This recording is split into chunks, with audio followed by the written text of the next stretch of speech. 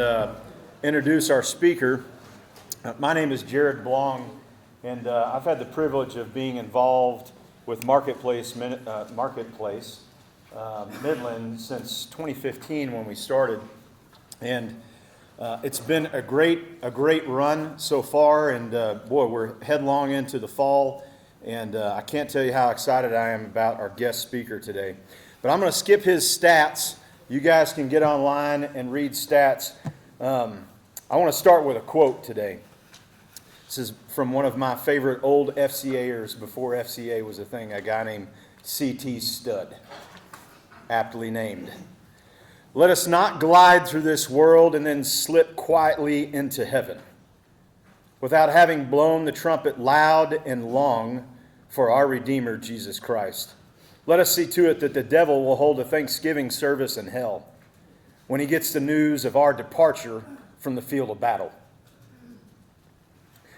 So Coach Keenum and I met in May of 1998 after some of the most disappointing news that I had ever received at that point in time in my life. He and his defensive coordinator at the time, a guy named Marty Secord, reached out to me at the prodding of my high school ball coaches after having been medically disqualified from the Air Force and Naval Academies 3 weeks before cadet training began. Those guys graciously invited me to McMurray University, and the moment that I walked into the field house, I knew that these men were real room changers. And this program was more than football. But that meeting and that season weren't ultimately about football at all. It was really about fortifying a place in a lifelong ministry in this thing called Fellowship of Christian Athletes. Fast forward more than a decade. Coach Keenum and I were sitting down with a gentleman named Wade Hopkins, a wideout for the Oilers, and roughly 20 men from here in the Permian. We sat over at Cotton Bledsoe's office. These guys all love Jesus. And we had the opportunity to cast a vision to finally bring our very first staff person to the Permian for Fellowship of Christian Athletes. That day, the seed money for 3 years of operating was raised, and the Permian Basin FCA was born. We got back in the car, and I said, Coach, because that's how we address one another, Coach and Blong. Coach, you think that 98 football season at McMurray was really about that meeting we just walked out of? He said, Blong, I sure think so. Boy, it's good when the Lord lets us step back from the mosaic to see the masterpiece he's putting together. And now FCA Permian Basin is responsible for 14 counties.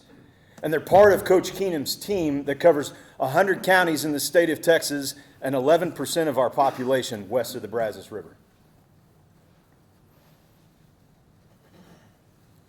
Our ministry is built on the shoulders of giants, I've heard said before. In Texas, that means guys like Tom Landry and Grant Taft and John Randalls and guys like Steve Keenum. Why? Because these men know who they are, they know who they serve, and they know where they're going. So will you join me in welcoming my friend and my ball coach and my brother, Steve Keenum.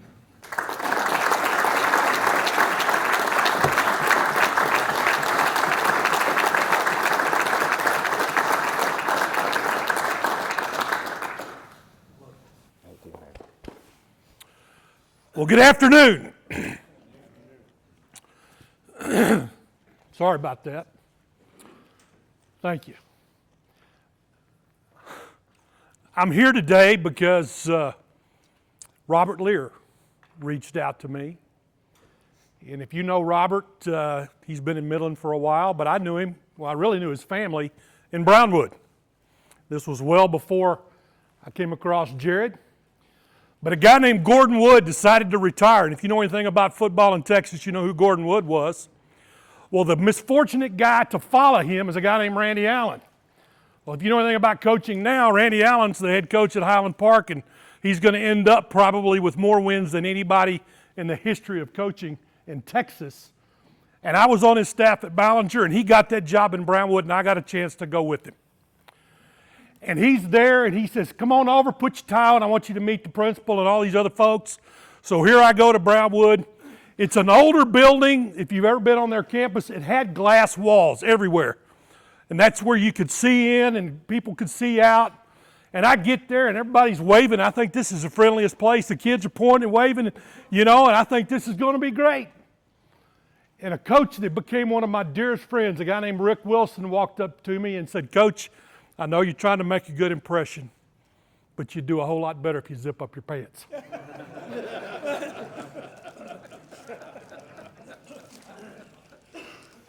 Normally when I tell that story, I see guys begin to check.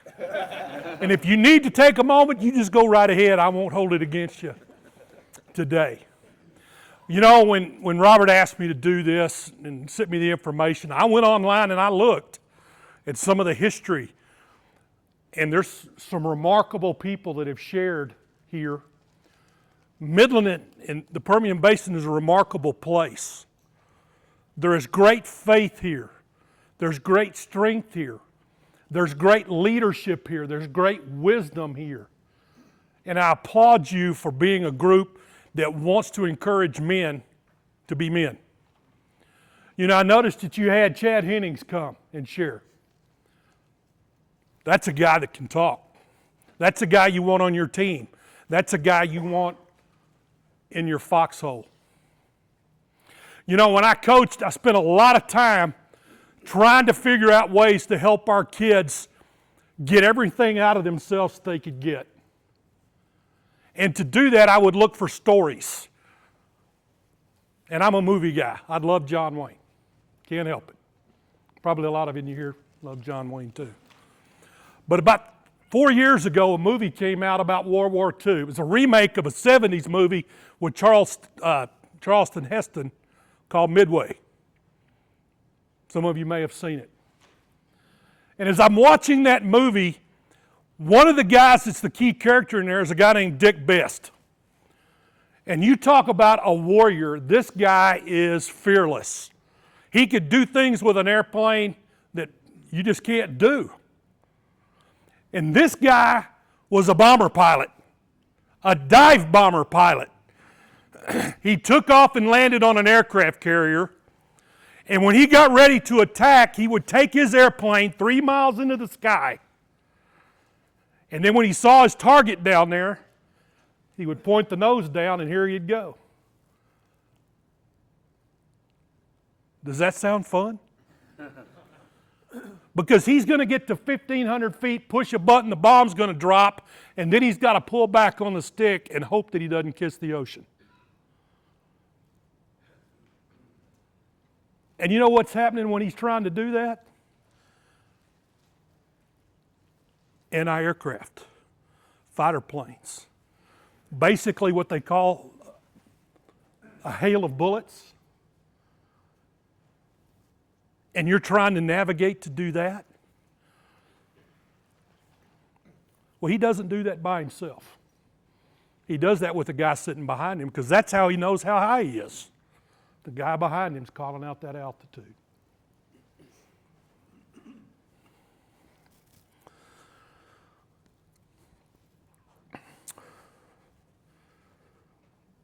The guy that sat behind Dick Best was a guy named Jim Murray. You can look him up. But he was the guy that Dick Best had to trust.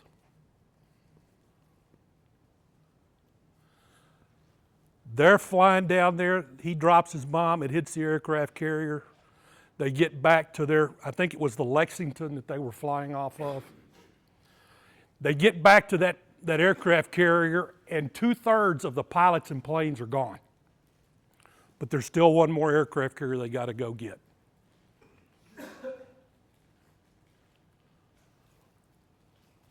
They get their orders. Dick Best goes, start make preparation. He starts looking for Murray. He can't find him. He finally comes across him, down underneath, sitting on his bunk. He says, Murray, we got to go. We got one more plane to get. Murray says, no, I ain't going. What do you mean? He goes, you fly like you don't care if we come back. He said, I got a wife and kids. I care if we come back. But we got to go get that aircraft carrier. No. And he sits down and he looks at him and he goes, Murray, this is that moment in your life that you're going to look back on and it's going to determine everything else about it. We're counting on you. I'm counting on you. I'm counting on you. You know, I'm, like a lot of folks, I'm a child of divorce.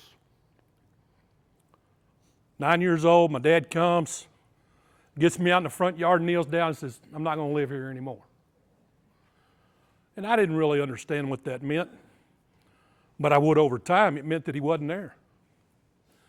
It meant when I needed him, he was gone. It meant, and I thought about this morning when I nicked myself shaving, he wasn't there to teach me to shave. Jerry was talking about using an Allen wrench or using a ratchet, and somebody didn't know how to do it. My dad wasn't there to teach me. John Eldridge talks about this wound that you get from your daddy. You've ever read any of his stuff? I had it.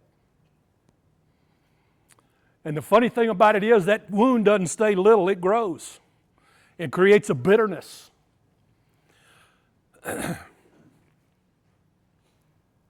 In 2002, we got my mom to move to Abilene. I'd been moving all over the place coaching. I finally convinced her to come. I said, Mom, the kids will get off the bus at your house. She moved to Abilene, and she took care of our kids.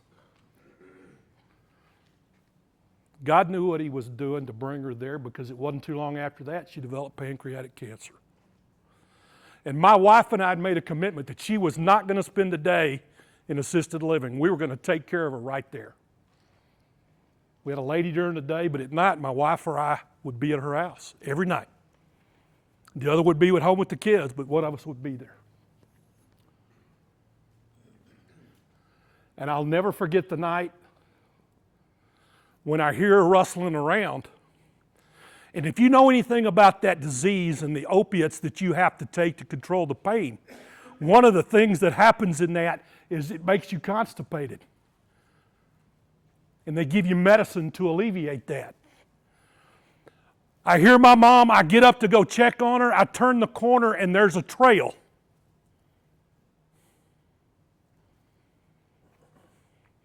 I get her in the bed and get her cleaned up, and then I'm in that living room cleaning up that mess, and I'm screaming at God Almighty, why did my dad leave? He's supposed to be here doing this. It's his job.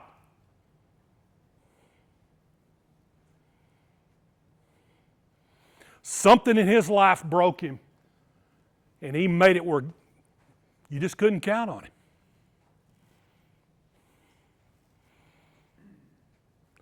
When Dick Best told Jim Murray that he was counting on him, that man had the character to stand up, get his stuff, go get in the back of that airplane, knowing what was in front of him.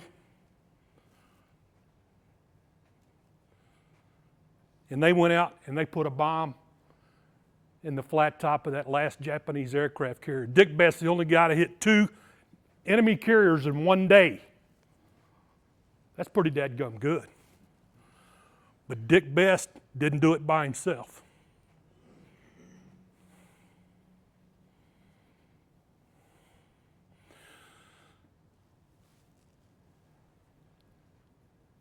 Mel Gibson made a movie called The Passion of the Christ.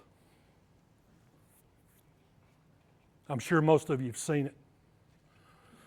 But towards the end of that movie, and they get ready to show the crucifixion, and they show Jesus what he's doing. He's not being carried or dragged or pulled to that cross. He's crawling himself under his own power to get on that tree because he knew that I was counting on him. You're counting on him. Who's counting on you? You know, I'm proud of my son. Several people have asked me about him. My dad died a pauper. I didn't tell you that a couple of years later, I get a call on Father's Day from my dad, and he never did that. But he said he was in trouble and he needed us. So my wife and I get in the car, and we drive from Abilene to Burleson. We knock on the door, he doesn't answer. I've got a key, so we go in, and the stench is unbelievable. I don't know how many cats he had in the house, but it had become the litter box. We walk in, and it was so funny. It was like there's this haze when we took steps. We found out the house was infested with fleas.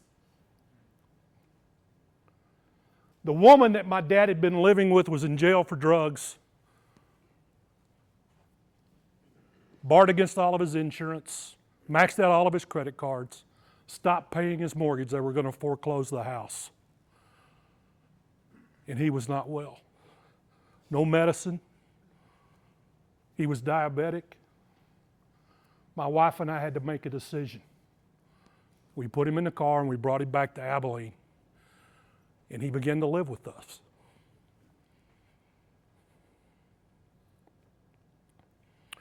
My youngest daughter's senior year, she had to have her granddad live in her room.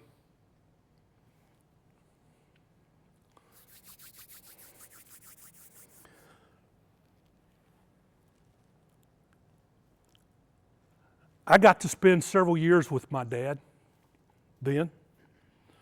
There was a time, really, where I saw him every day. I saw him more in the latter part of his life than I had in 50 years, 55 years, because he lived in our house. Every time he went to the doctor, I took him.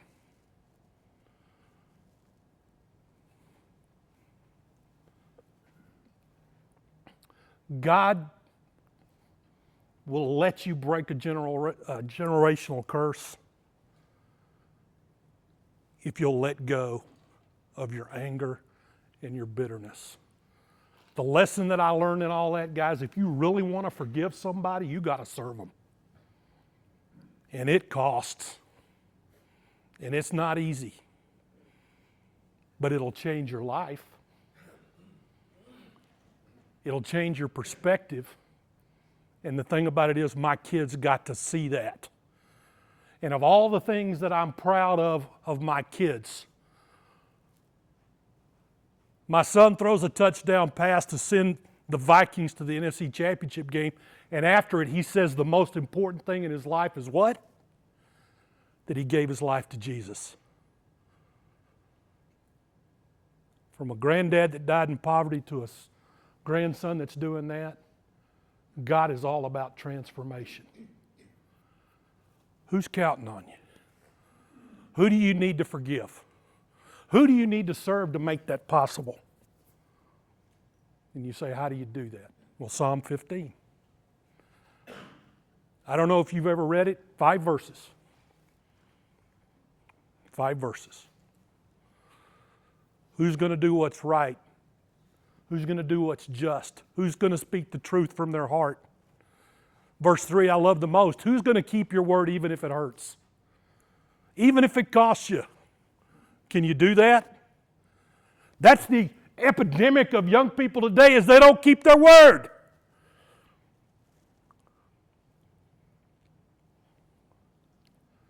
Because if you do those things, people can count on you. Who's counting on you?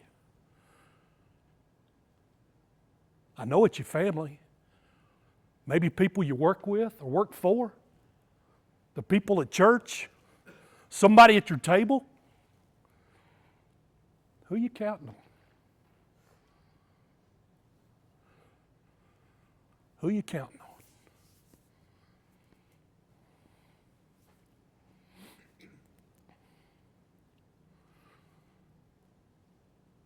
I'm taking my wife on vacation Thursday. Pray for me. We're going on a fall foliage tour. We're going to go to Boston and then drive on a bus, and then we're going to drive up to Niagara Falls, and then we're going to go watch the Bills play the Packers on Sunday night. And I'm going to play with my grandson. And I'm going to know for sure that that young man knows that there's people that he can count on. And he's going to learn how to be a godly man that his wife and his kids can count on, because his son's going to make sure, my son's going to make sure of it. And I pray that's what God does for you. I can't tell you how humbled I am to be here, to be able to share with you guys. And I can't tell you how much I appreciate men who are willing to take a stand for Christ. That's our only hope. Stand up and be counted. May God bless you and keep you, and may His face shine upon you. May He look graciously upon you and give you peace. Thank you for your time. Questions if you got any? I'm sorry I didn't bring any football video. I could have, but I didn't. Thank you, Steve. Thank you, Jared. Thank you, Robert.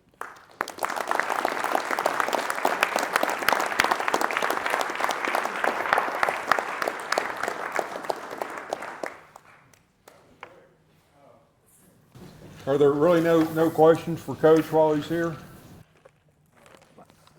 I'm sorry, one other thing. I need you guys to meet Marcus Garner. Marcus is the area director of the Fellowship of Christian Athletes right here in the Permian Basin.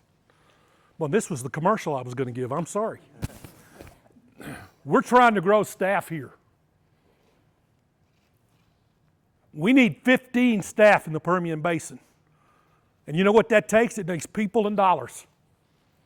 Just like Jared was talking about that room of people for that 3 years, we need that. And it can come out of this room and it can come out from the people that you know. But if you want to make a difference for young people in this part of the world, help them. Right over here we got our staff, Ben Crisel from Amarillo, David Sparkman from Lubbock, Josh Hardcastle from Abilene, and then some board folks, and Jocelyn and Tori there. Tori and Andrea, y'all know those guys because they live here. Be involved in FCA. You can give money to things that react to sin all day long, and they're needed and they're desperate. But don't forget to give to the proactive, the preventative piece. Don't forget to give there too. And I almost forgot Bob Hiley. Thanks, Bob. Your goatee threw me off, man. I'm sorry. I'm done. I actually was going to ask you what we could do to help you, so you already answered that. Are there any other questions? Anybody just want to know what they do on campuses and that sort of thing? Coach, why don't you tell the room about what to and through the coach is all about?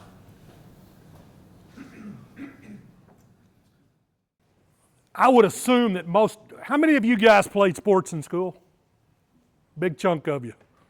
How many of you had a coach you remember positively? That's most of you. Well, the ministry of FCA is real simple. The influencers on campus, the difference makers on campus are athletes. And who influences those folks? The coach does. So if we can help a coach become a godly man in the way he goes about his business, like a Randy Allen,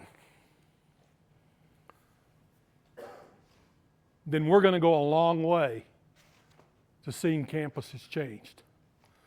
That's why Taylor Nunez is here, because coaches reached out to him and loved on him. That's what we do. And in the process, we do all kinds of things to help facilitate that. Fields of Faith, it's going to happen tomorrow night in Andrews. A bunch of kids are going to be at the stadium and they're going to hear about Jesus. All-Star games coming. Coaches and kids are going to be engaged in that. We need people in the community to come rally around them because we're going to challenge them to live for Christ. And then every week on campuses all over the place here, huddles, that's the group that we call those on the campus, are meeting. I don't know the exact numbers. Marcus could tell you, Bob could tell you, but they're happening all over town. They're happening all over the region. But we need more staff to spend more time encouraging those coaches that are working them. They can only go so far. They can't do it all, too many schools. So if they wanted to sign up to help, Talk to him. okay. Everybody Right now. Talk to take me. notes.